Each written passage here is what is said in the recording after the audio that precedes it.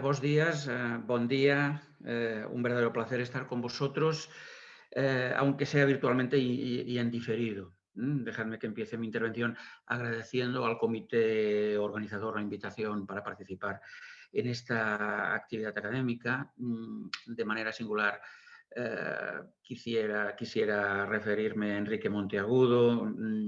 Con Enrique mantenemos una relación desde hace muchísimos años. Es una persona muy generosa que me ha ayudado extraordinariamente para entender mucho mejor la realidad sociolingüística del gallego, sobre todo por lo que respecta al conflicto normativo y a su posición en el sistema gallego-luso brasileño, ¿no? De hecho, objeto de estudio de estas jornadas. Bueno, dicho esto, voy a compartir con vosotros una presentación a partir de la cual pues vais a poder seguir, yo creo que mejor, las cosas que intentaré explicar. A ver. Bueno, creo que está correcto. He concebido mi participación en el simposio estándar, norma, variación, procesos, problemas, perspectivas, a partir de una doble intervención. Por lo tanto, he distribuido los contenidos que considero esenciales para abordar la pluricentricidad de la lengua catalana, una reflexión necesaria en un contexto de minorización. Mi intervención, como reza el título. Por lo tanto, he distribuido los contenidos entre la sesión de hoy y el debate del miércoles, el debate del día 10. Hoy haré una intervención esencialmente descriptiva y el miércoles, si el moderador, por supuesto, lo considera oportuno, miraré a dar un tono más interpretativo, ¿no?, a la cuestión planteada hoy. El sumario. Bueno, el sumario de esta primera intervención tiene tres partes fundamentales, ¿no? En la primera me situaré en la dimensión de la planificación del estatus, la planificación del estatus clausiana, ¿no? Una dimensión creo que absolutamente imprescindible, necesaria para abordar adecuadamente la planificación del corpus. ¿Con qué objetivo? Pues el objetivo sería básicamente desde la evaluación de los resultados de las políticas lingüísticas territoriales. Me gustaría dejar constancia de la condición general de lengua minorizada, ¿no?, de la lengua catalana. Lengua minorizada que no minoritaria, ya abundaré más en esta cuestión. En la segunda parte presentaré las características fundamentales y los agentes implicados en el establecimiento de la norma, el tema central de este simposio. Quiero abordar, por lo tanto, lo que mi colega Joan Costa, que me precedió en las exposiciones, denomina bicentricidad, la bicentricidad normativa, que de alguna manera nos presenta un Institut d'Estudis Catalans con una mirada sobre todo el dominio lingüístico y una Academia Valenciana de la Lengua que se centra su atención en una de estas partes del dominio lingüístico, que sería el país valenciano. Y finalmente, a la luz de los análisis aportados, de los datos aportados, bueno, intentaré dar cuenta de la zona o de las zonas de coincidencia y el nudo gordiano de las discrepancias entre las dos instituciones. Aquí no trataré tanto de aspectos ideológicos como de aspectos intralingüísticos en el establecimiento de la norma. Bueno, y es quizá en esta parte, que ya veremos si la puedo desarrollar completamente, si no la pasaríamos en el debate, donde adquirirán protagonismo conceptos relevantes en la planificación del corpus de las lenguas, como los tradicionales monocentrismo, policentrismo, la composicionalidad y el polimorfismo, o los más actuales pluricentrismo, pluricentricidad o pluriarialidad, por ejemplo, ¿no? Veremos lo que podemos hacer según el tiempo de que dispondré. Y bueno, voy a empezar con una pregunta. con una pregunta retórica, naturalmente, por razones obvias, no espera respuesta, ¿no? ¿Qué veis en esta imagen? ¿Qué veis? Bueno, es una imagen bonita, con un cromatismo que singulariza territorios. Bueno, es un mapa de Europa. A la izquierda hay una lista de lenguas, por lo tanto, esto va de lenguas. Si os fijáis en la península ibérica, distinguiréis claramente el portugués, los límites del portugués. Bueno, el portugués no abraza al gallego, pero me da la sensación que no es una cuestión de una mirada desde el isolacionismo en frente del reintegracionismo, porque el color que ocupa la zona gallega es el del español. Es el color rojizo del español. Además, fijaos que si miráis la zona vasca, si miráis el bable, la fabla, no encontraréis distinción cromática. Encontraréis que el español se sobrepone, ¿no? en sus territorios respectivos. Eso sí, vemos que en el noreste de la península emerge un color verdoso, y efectivamente es la lengua catalana. Es la lengua catalana. Pero fijaos que si hacemos una ampliación, no se ve muy bien, pero bueno, para lo que quiero explicaros ya es suficiente. La lengua catalana, este color verdoso se centra sobre todo en el área del Principado de Cataluña. Y dentro del Principado de Cataluña hay una zona donde el color rojizo tiene una presencia importante, que es esta zona costera, esta gran conurbación entre Barcelona y Tarragona, donde el espacio verdoso se hace mucho más tenue y adquiere protagonismo el color rojizo, ¿no? Lo mismo pasa en la zona valenciana o en la zona insular, hay verde, pero hay verde tenue. El rojo es muy importante, ¿no? Bueno, yo creo que ya debéis sentir una cierta curiosidad, ¿no? Por saber qué representa este mapa y aquí lo tenéis. Este mapa representa el resultado de un trabajo académico publicado el año 2012, perdonad, por un equipo de investigación. Aquí tenéis la referencia bibliográfica. Insisto, es un trabajo académico, ¿no? Los diversos colores representan los señales lumínicos, ¿no? Que corresponden a los tweets, emitidos en las diferentes lenguas. Y sorpresa, la lengua catalana en este ranking ocuparía el lugar número 19, ¿no? Bueno, alguien podría pensar que esto es puramente anecdótico. A mí no me lo parece. Yo creo que lo que acabo de decir puede motivar varias lecturas, ¿no? Una de ellas, por ejemplo, es que el mundo de Twitter es un mundo de comunicación formal, es un mundo que se gestiona desde un código lingüístico y con una cierta presión, presión también normativa, prescriptiva. El mundo del Twitter es el mundo de las tecnologías de la información y de la comunicación, ¿no? Es un mundo de la modernidad comunicativa. Si volvemos atrás, por ejemplo, fijaos que si vais a Italia o vais a Francia, si vais a la bota italiana o al hexágono francés, aunque son áreas con un plurilingüismo importante, os daréis cuenta que ninguna de estas lenguas alcanza la intensidad suficiente, la intensidad lumínica suficiente para mostrar la presencia de las lenguas minorizadas que hay en estos estados, ¿no? Por lo tanto, yo diría que el caso del catalán muestra una cierta especificidad.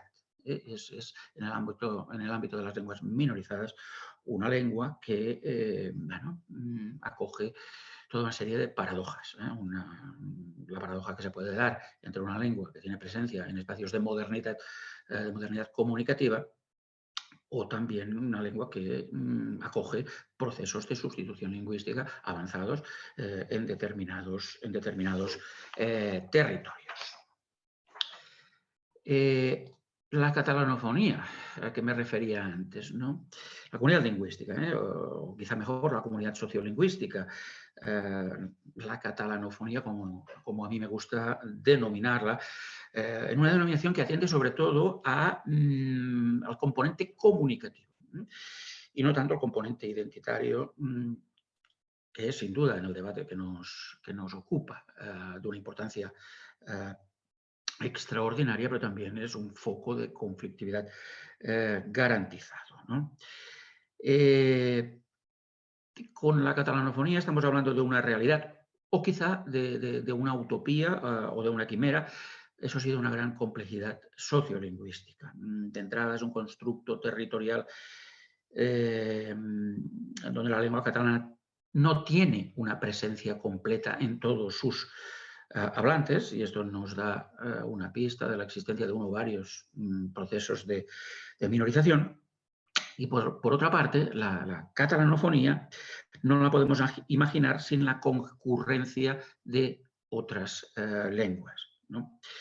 El multilingüismo, la interculturalidad han venido para quedarse. El grupo de estudios de lenguas amenazadas de la Universidad de Barcelona, comandado por Carme Junyent, etiqueta alrededor de 300 lenguas en Cataluña, ¿no?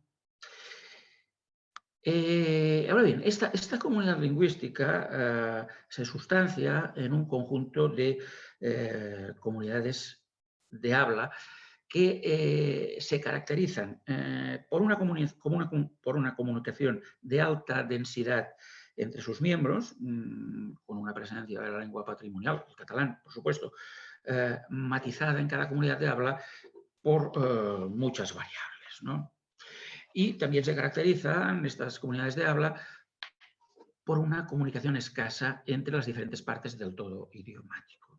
Cada territorio, en definitiva, constituye un ecosistema comunicativo específico con unos condicionantes de estatus, demográficos, de poder, etcétera, unos condicionantes que determinan la vitalidad etnolingüística y exigen un abordaje de esta realidad sectorializado, territorializado, muy a menudo. Pero claro, ahora vamos a hablar también del establecimiento de la norma, de una norma común, de una variedad de estándar, principio supraterritorial. Continúo, si me lo permitís,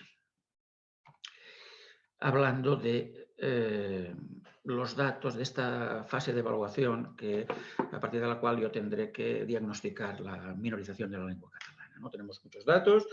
Aquí tenéis 2 libros en los cuales podéis encontrar informaciones muy relevantes sobre los resultados de 2 oleadas de encuestas, una que se realizó entre los años 2003 y 2005, Llengua i societat als territoris de parla catalana a l'inici del segle XXI, y la otra oleada realizada 10 años después, entre el 2013 y 2015, els usos lingüístics als territoris de llengua catalana.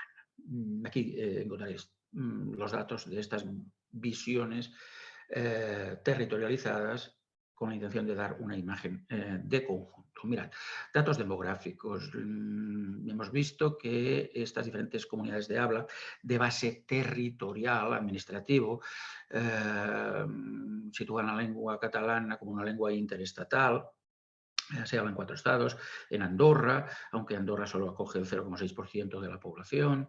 Se habla en la ciudad sarda del Alguer, el 0,3% de la población, en el estado italiano, en la Cataluña del Norte, con un 3,2% en el estado francés. Y después ya tenemos toda una serie de territorios, las 3 grandes circunscripciones administrativas del Estado español, Cataluña con más del 50%, el País Valenciano cerca del tercio de la población, las Islas Baleares con un 8,2% de la población y aún el Aragón catalanófono, la franja, con este 0,4% de la población. Estaríamos hablando que en el Estado español Y fundamentalmente en estas tres áreas, en el área valenciana, catalana y balear, acogemos el 95% de la población. Este es un dato importante. Una población de, os digo, alrededor de 14 millones de personas que sitúa la lengua catalana no como una lengua minoritaria, sino como una lengua mediana. En el ranking del Etnolog, la lengua catalana se va situando entre el lugar 80 y 90 de las 6.000 lenguas del mundo. Difícilmente podemos hablar de lengua minoritaria con un posicionamiento en un ranking de estas características. Eso sí, es lo que intentaremos demostrar. Estamos hablando de una lengua minorizada. En poblaciones, en comunidades lingüísticas donde ha habido aluviones importantes de migratorios, llegada de gente procedente de otros lugares, con lenguas a lo mejor diferentes, es importante tener en cuenta la variable lugar de nacimiento. Fijad vuestra atención, no podemos hacer un análisis detallado, en las tres primeras columnas, en este caso, la de Cataluña, País Valenciano e Islas Baleares. Vamos a trabajar sobre todo esto. Y os dais cuenta que los nacidos en el territorio, la autoctonía, está alrededor, independientemente de la lengua que tengan, está alrededor de los 2/3 de la población. No llega en Cataluña, pasa un poco en el País Valenciano y está más lejos en las Islas Baleares, que tienen unas características ecosistémicas específicas de atracción de gente de otros sitios. Los nacidos en el extranjero o los nacidos en el resto del Estado español más o menos están equilibrados.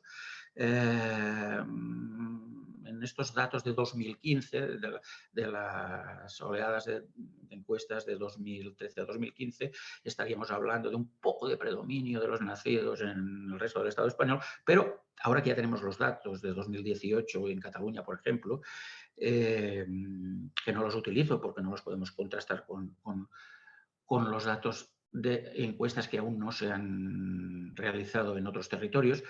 En Cataluña, por ejemplo, ahora ya, en 2018, los nacidos en el extranjero superan a los nacidos en el resto del Estado español. Bueno, si pasamos ya a la dimensión más demolingüística, la base demolingüística sobre la que trabajamos, la lengua inicial y la lengua de identificación. Bueno, en relación a la lengua inicial, por lo tanto, los que tienen el catalán, un catalán aprendido en el hogar, en la familia, en Cataluña estaríamos hablando de un 31,3%. No se llega al tercio de la población, un diferencial de 24 puntos con relación al castellano. Es el resultado de las migraciones. Y aquí no solo las migraciones del siglo XX, sino también las del cambio del 20 al 21, donde actualmente en Cataluña el 47%, actualmente, estamos hablando de datos de 2019, el 47% de la inmigración actualmente tiene el castellano como lengua inicial. Y esto, claro, contribuye a aumentar el diferencial demolingüístico de manera extraordinaria.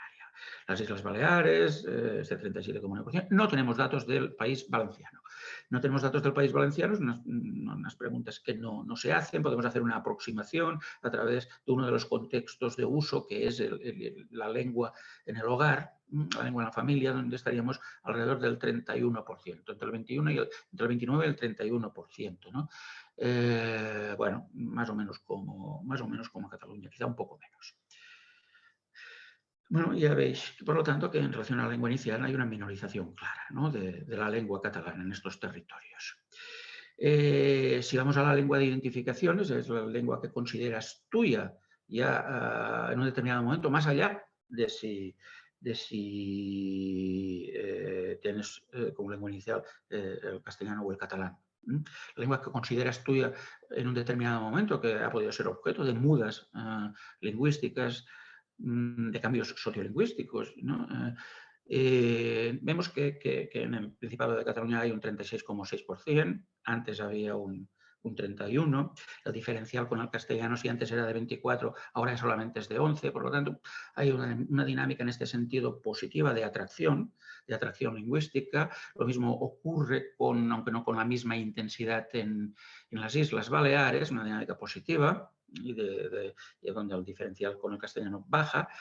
Y en el País Valenciano no tenemos datos, deberíamos tenerlos, es importante, porque a mí me da la sensación que aquí no tenemos una dinámica positiva, sino más bien una dinámica negativa.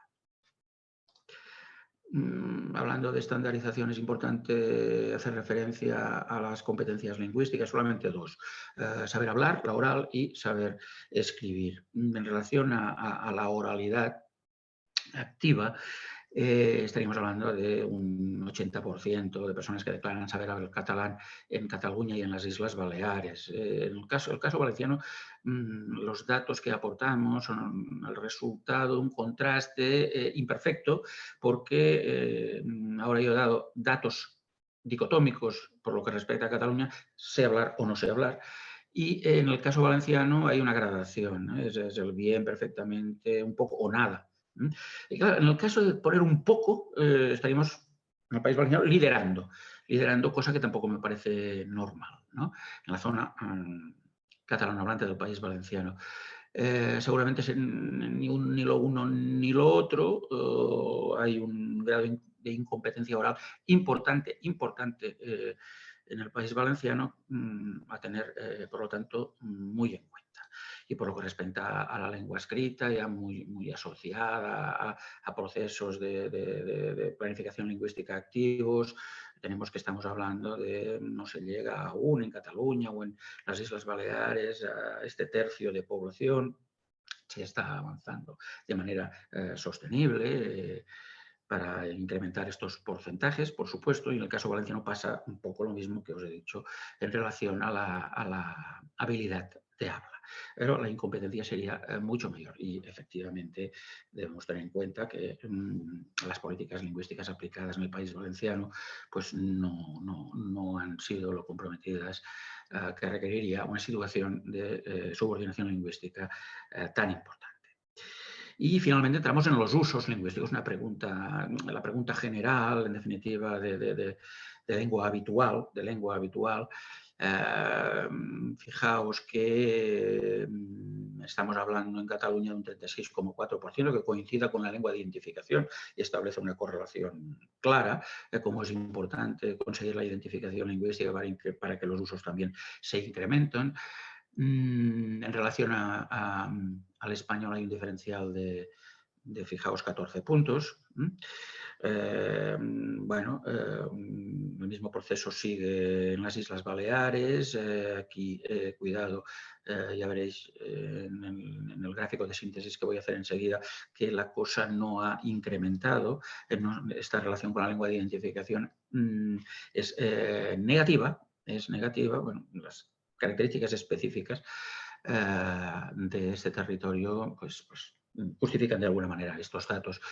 Y en el País Valenciano, cuidado, en el País Valenciano no tenemos datos de esta pregunta general, sí que tenemos datos de usos lingüísticos contextualizados, y podemos llegar a la siguiente conclusión. En el País Valenciano, cuando la lengua sale de casa, pierde terreno. El refugio de los usos del valenciano están en la comunidad etnolingüística base, la que convive en el hogar. Justamente lo contrario de lo que pasa en Cataluña y en parte en las Islas Baleares. Es decir, los peores resultados en Cataluña, por ejemplo, son en el hogar, porque son el resultado de una minoría de población. Pero en cambio el catalán, cuando sale de casa en otros contextos, gana terreno. Bien, esto sin duda hay que poderlo asociar a la acción intervencionista a través de políticas lingüísticas. Y aquí tenéis el gráfico de síntesis que os había prometido. La parte derecha es lo que debemos mirar, la parte positiva. Vemos que realmente en la correlación que podemos hacer entre la lengua inicial y la lengua de identificación, atracción de la lengua, es la línea azul. Esta atracción es positiva en las Islas Baleares, en Cataluña y sobre todo en Andorra, que no la hemos considerado. Andorra tiene un ecosistema específico con el catalán como única lengua oficial y ciertamente los datos han mejorado muchísimo en Andorra. Por lo que respecta a la correlación entre lengua inicial y lengua habitual, cuidado, porque es negativa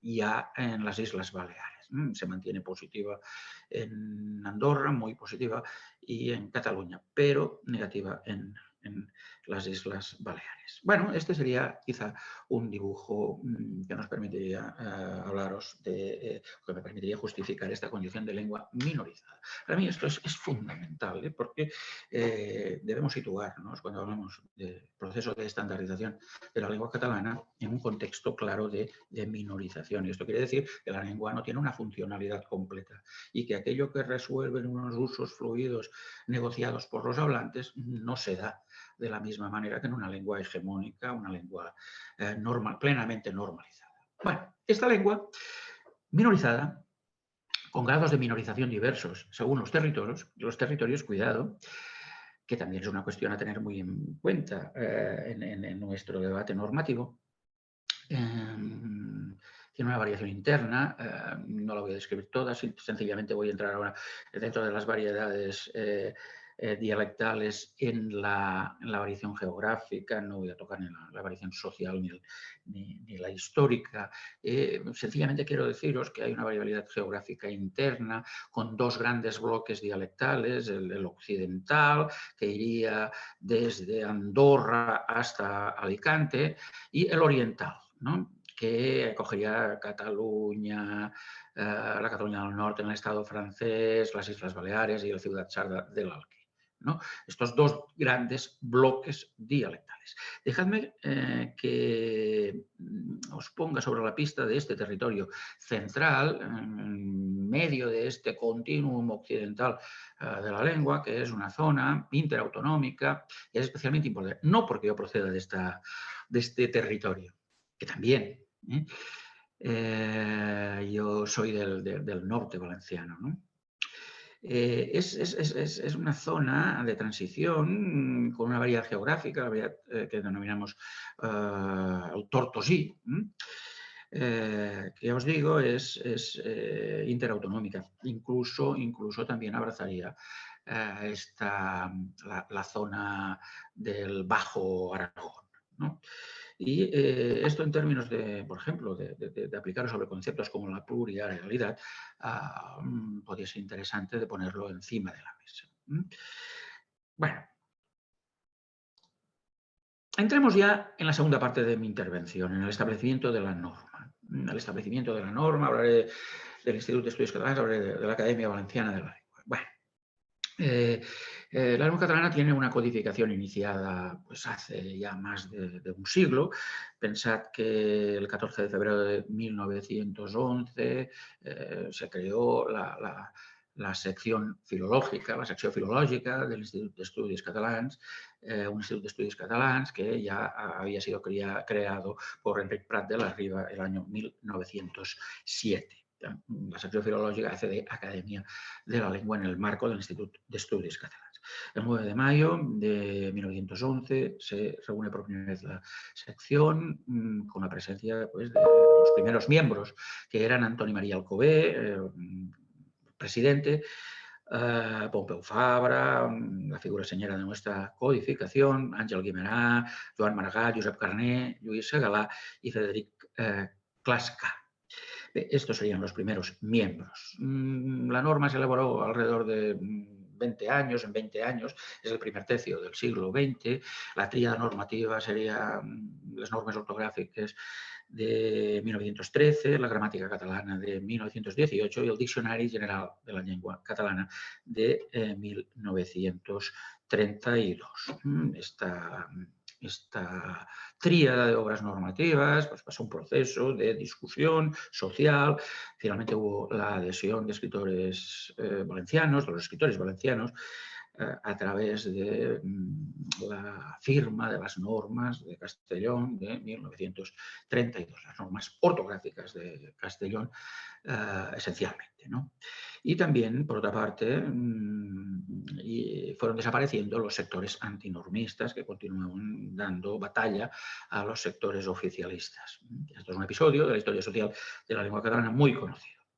Bueno, el éxito de esta de la consolidación de esta normativa, pues sumaría tres grandes iniciativas. Una es la movilización que propuso Antoni María Alcover, un eclesiástico de las Islas Baleares, con un gran protagonismo en estos inicios de nuestra normativización. Es la movilización que generó la convocatoria del Congreso, un macro congreso, el primer Congreso Internacional de la Llengua Catalana de 1906. Otra cosa importante fue la campaña de Pompeu Fabra y la revista L'Avenç, por una codificación normativa sistemática y moderna del catalán. Se puso sobre la mesa la necesidad de salir del caos ortográfico y gramatical, para conseguir un código unitario. Y finalmente hubo una cuestión, esta lingüística clara, que es la ayuda, el soporte de un político lúcido y comprometido como fue Prat de la Riba, Enric Prat de la Riba, desde las instituciones del momento. Primero desde la Diputación de Barcelona y después desde la Mancomunitat de Cataluña.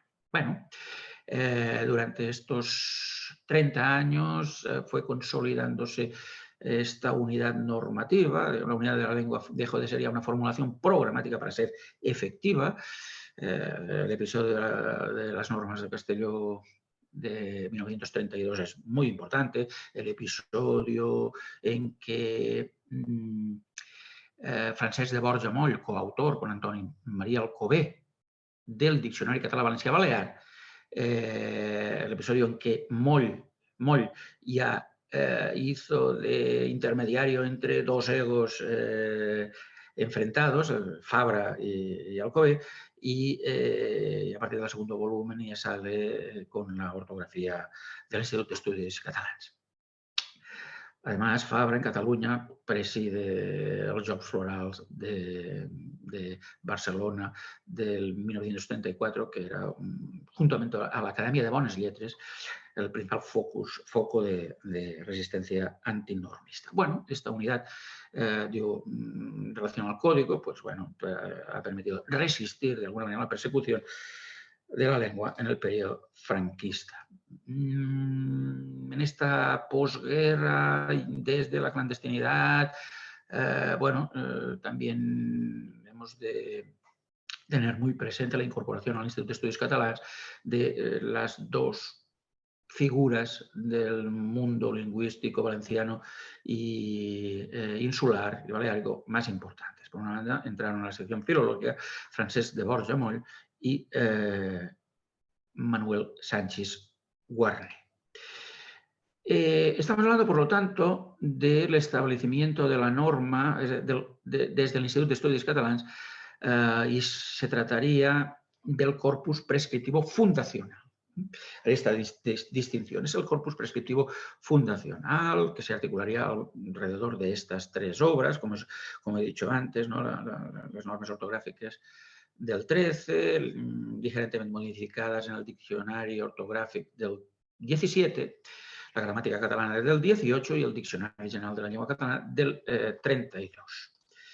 Es a partir de este corpus prescriptivo fundacional donde la catalogación de la normativa catalana gira alrededor de tres términos. El término monocéntrica, en el sentido de emitida desde un centro codificador, composicional, en el sentido de que es una normativa que en la fase de selección, recordad aquellas fases de Haugen, no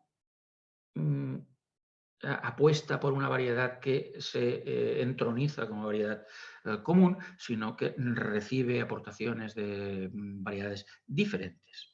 Es cierto que es una composicionalidad asimétrica, donde hay el catalán oriental central, con epicentro en Barcelona, tendría más protagonismo, pero no es menos cierto que, por ejemplo, esta composicionalidad en un ámbito tan simbólico como es el del establecimiento del código ortográfico, las variedades más beneficiadas en esta en esta asociación entre grafía y pronunciación son las variedades occidentales y especialmente la valenciana. Y finalmente tenemos el polimorfismo, ¿eh? Es una codificación monocéntrica, composicional y polimórfica. Composicionalidad y polimorfismo, para determinados autores, yo entre ellos, el polimorfismo sería un vertiente más de esta composicionalidad. Un mismo hecho lingüístico puede tener diferentes opciones normativas. Bueno, es este monocentrismo el que impugna la creación de la Academia Valenciana de la Lengua. Estamos hablando de la Ley de Creación de la Academia del año 1998.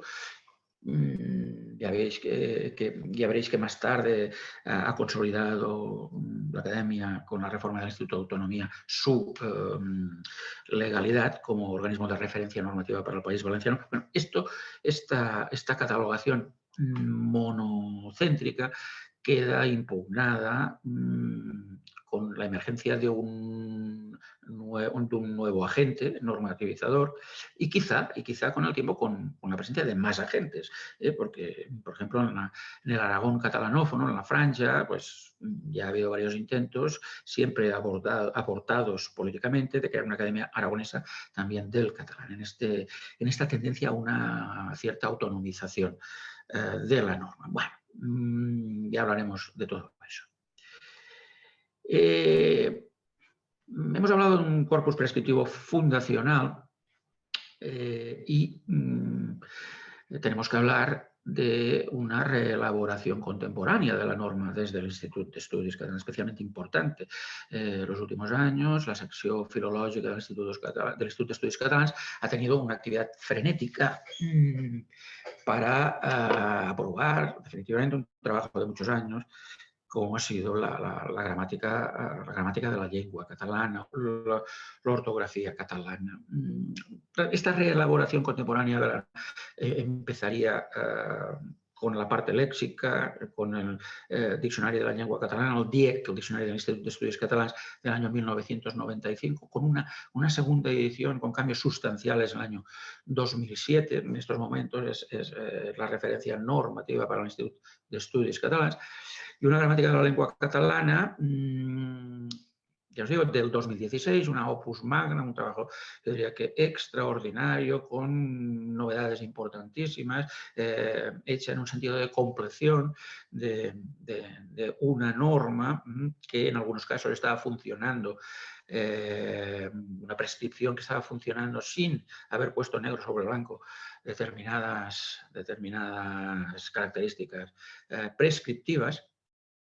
Tenemos esta gramática que además ha dado lugar a dos versiones para públicos diferentes, una en línea, la gramática esencial de la lengua catalana, y finalmente una gramática básica y d'ús de la lengua catalana que ya os digo, es la última visualización de la norma que emerge de esta gramática de la lengua catalana. Bueno, no puedo entrar a caracterizaros esta gramática, sí que daros un par de pinceladas. Si el diccionario de la lengua catalana en nuestra versión actual requiere, y el punto D de alguna manera nos lo está apuntando, requiere que avancemos en la elaboración de un nuevo diccionario que siga la línea ideológica de la gramática de la lengua catalana, con una mayor incorporación de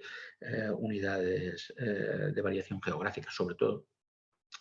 La gramática de la lengua catalana, en cambio, sí que ha hecho los deberes y se ha actualizado extraordinariamente. Ha potenciado la composicionalidad de la norma, ha organizado el polimorfismo a través de una mirada sociolingüística a través de la adecuación en unos determinados usos. Estamos ante yo diría que un instrumento importantísimo que da la mano a los usuarios para que en un marco de una prescripción de base descriptiva pueda coger aquellos elementos que más les satisfagan para someterlos a la discusión de la comunicación diaria entre los hablantes. Y veremos cómo esta codificación puede llevar a una estandarización ya como resultado de esta negociación entre los usuarios. La parte de la ortografía catalana es la parte también de poner negro sobre blanco algunas cosas que ya funcionaban y hacer unas cuantas modificaciones. Bueno, es curioso porque el valor simbólico de la ortografía, como esto, la parte de las modificaciones ortográficas, concretamente la supresión o la reducción a 15 diacríticos, 15 acentos diacríticos, es la que ha generado más controversia.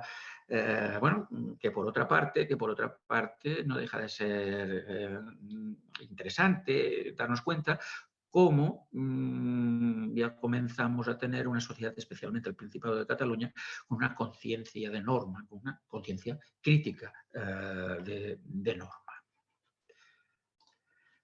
Bueno, ahora ya es el momento de entrar en el área valenciana, ¿no? El caso valenciano es un caso de complejidad, de conflictividad identitaria que se disfraza de conflictividad lingüística, con cuestionamientos secesionistas sobre el origen filogenético del valenciano, etcétera, y con demandas de identidad en el modelo formal, la priorización de la identificación del usuario en el modelo, etcétera.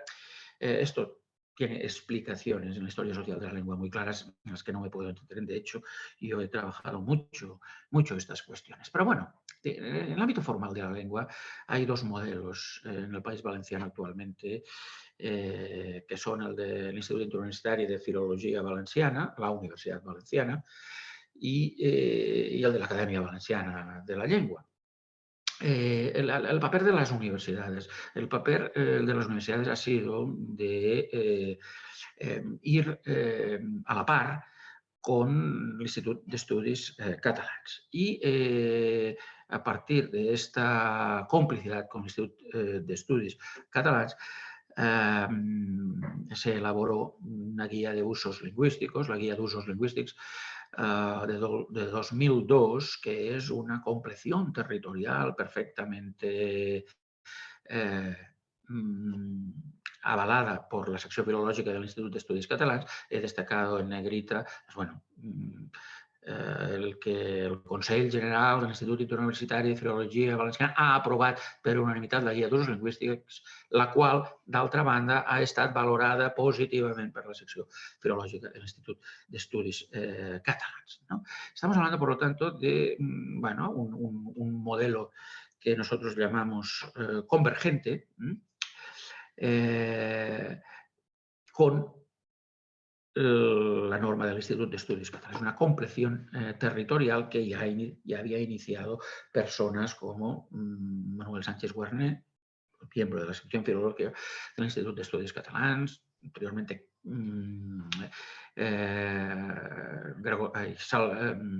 Enric Valor, etcétera, y algunos más. Por tanto, la universidad desde la universidad se fijó este modelo avalado por el Instituto de Estudios Catalans. Es un modelo territorial, pero convergente, claramente convergente. Bueno, para explicar con detalle cómo ha ido evolucionando el establecimiento de la norma, debería recorrer primero a un contraste entre la guía del Instituto Interuniversitari de Filología Valenciana y la norma de Cataluña de esta fase fundacional, en el corpus prescriptivo fundacional. No lo voy a hacer, no me va a dar tiempo. Esto ya lo ha hecho Rafa Ramos, un trabajo muy interesante en prensa, del que yo veo también en esta exposición, ¿no? Bueno, en esta compleción de la norma del Institut d'Estudis Catalans por parte del Instituto Interuniversitari de Filología Valenciana, bueno, se intentaba hacer frente a las reivindicaciones secesionistas de la derecha en el poder y fue un momento en que intentaban desactivarse, bueno, toda una serie de polémicas lingüísticas. En esta desactivación de polémicas lingüísticas, en principio, la Academia Valenciana de la Lengua también debía ser un elemento de desactivación. Y de hecho, en parte lo ha sido. Tendríamos, bueno,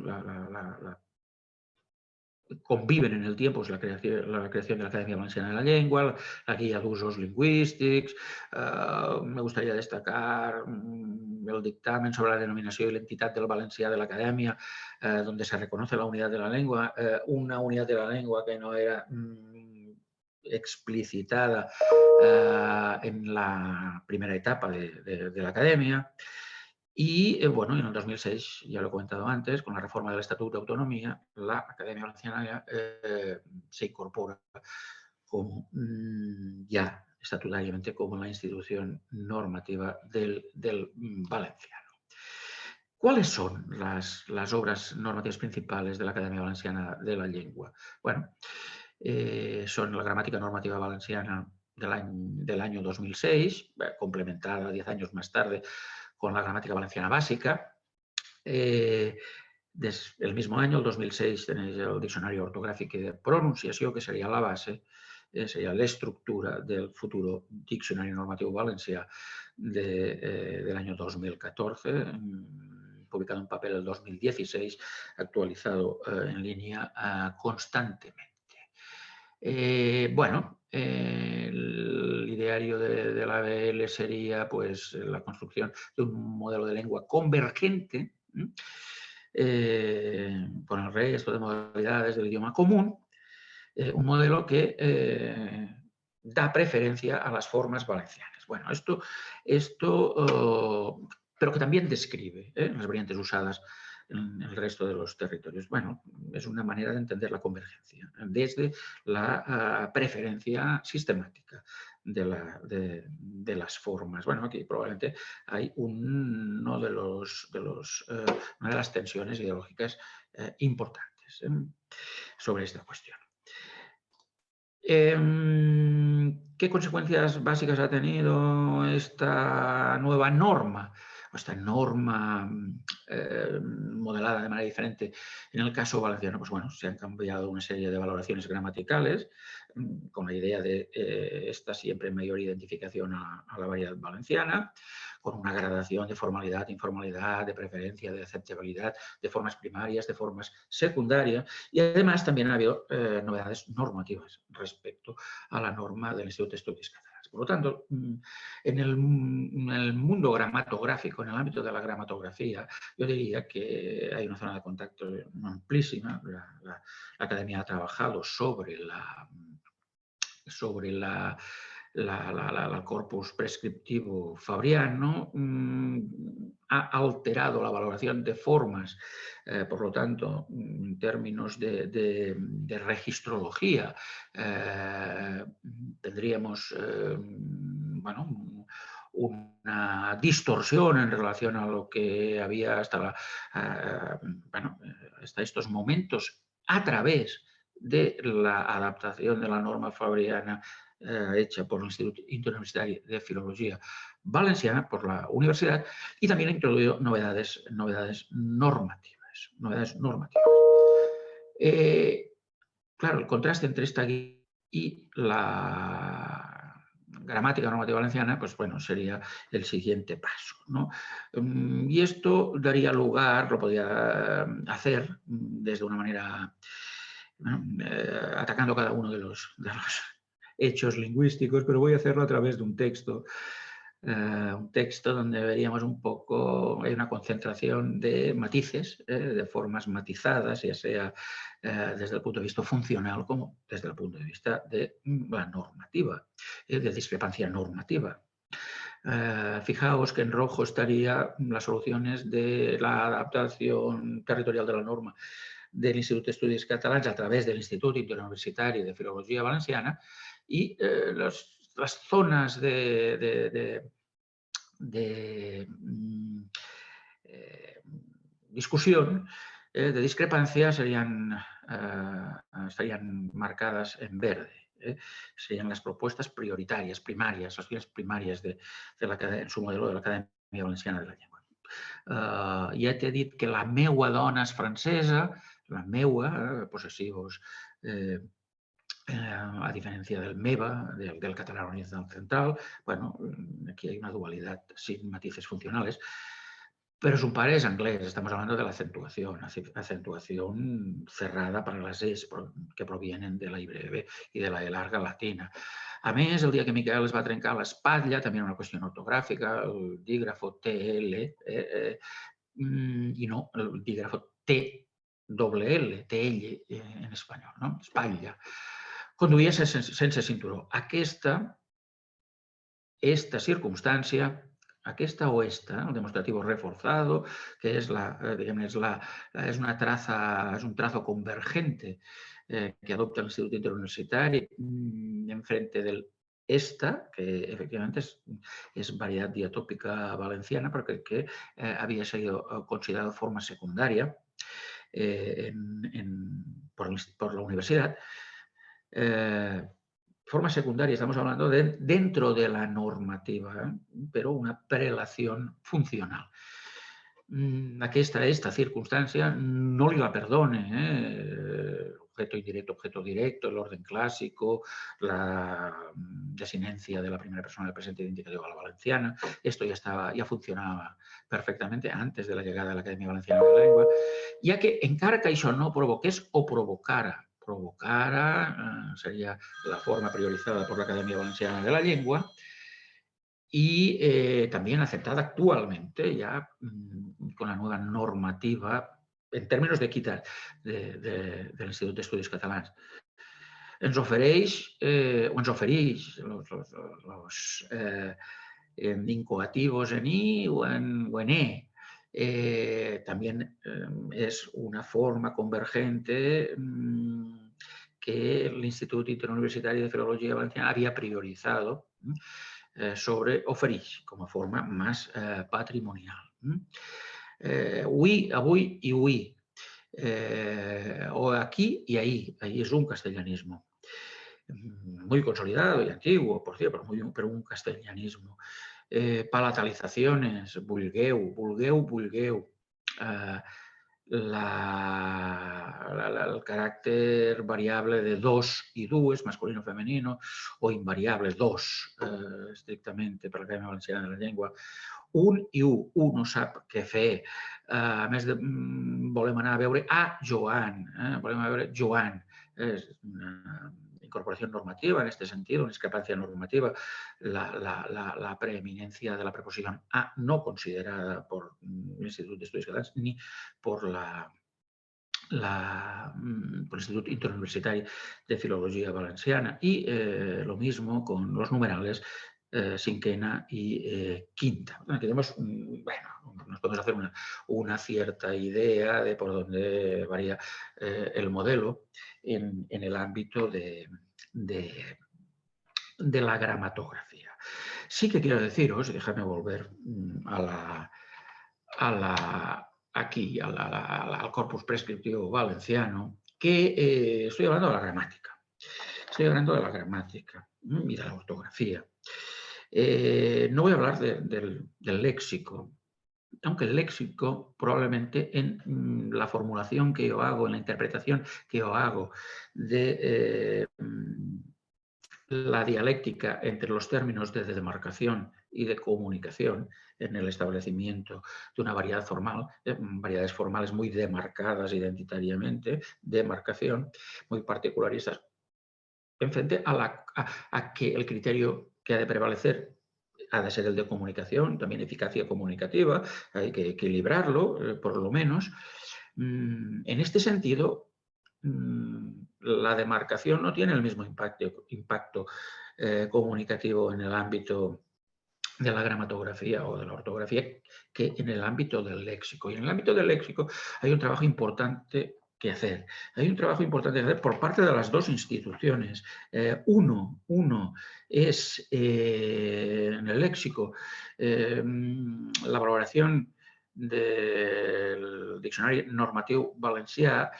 Bueno, ha sido una valoración crítica por parte de toda una serie de agentes, entre ellos el Instituto Interuniversitari de Filología Valenciana. Yo creo que aquí que se ha hecho un trabajo, un corpus potentísimo, muy interesante, también con muchas bondades, pero en la fase de selección ha coloquializado, ha dado paso a interferencias que desde mi punto de vista y de otros investigadores no son necesarias y por lo tanto hay una fase de yo diría que de discrepancia importante en el ámbito léxico. Y esto, el léxico sí que puede tener una repercusión clara en el vector de comunicabilidad de lo que es una variedad estándar de la lengua. Es importante ofrecer los recursos expresivos de la lengua a los usuarios, pero esta genuinidad debe partir de criterios de selección perfectamente establecidos. Y es aquí donde yo creo que el trabajo de la Academia Valenciana de la Lengua en el diccionario tiene que experimentar una cierta reflexión y el Instituto de Estudios Catalans, desde la sección filológica, debe avanzar para mejorar esta propuesta léxica y situarla a la altura de la propuesta gramatográfica, de la gramática catalana del 2016. Bueno, yo había preparado más cosas, pero el tiempo apremia y ya no podré ya no podré hablar mucho más. Sencillamente deciros que, bueno, con la publicación de la nueva gramática en el Instituto de Estudios Catalans, pues yo diría que ha facilitado una entente cordial en ámbitos muy importantes con los postulados de la Academia Valenciana de la Lengua. Y ha habido unas convergencias ortográficas, morfológicas, sintácticas. Se han mantenido una serie de divergencias. Cuidado, por ejemplo, esta refleja una divergencia que ya no es tal. Con la nueva ortografía, pues hubo una serie de cambios. Con la nueva ortografía del Instituto de Estudios Catalans. Estos cambios ya han sido adoptados, se ha aprobado su incorporación en la gramática, en la ortografía valenciana. Por lo tanto, y aquí ya vemos un paso de entendimiento entre las dos partes, ¿no? Pero continúa habiendo unas divergencias morfológicas, unas divergencias sintácticas, y las habrá, cuando las explicitemos bien, unas divergencias léxicas.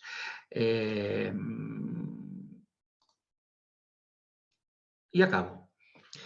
Nos encontramos en un periodo en que, si me permitís hacer un poco de análisis glotopolítica incluso, ¿no?